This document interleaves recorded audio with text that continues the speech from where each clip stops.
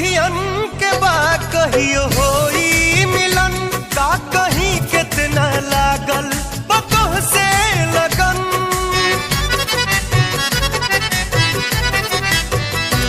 आस अखियन के बा कहियो होई मिलन, का कहीं कितना लागल बतोह से लगन।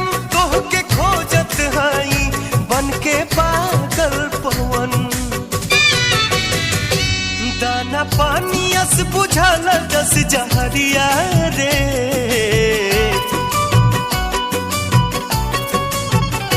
दाना पानी अस बुझाला दस जहरिया रे।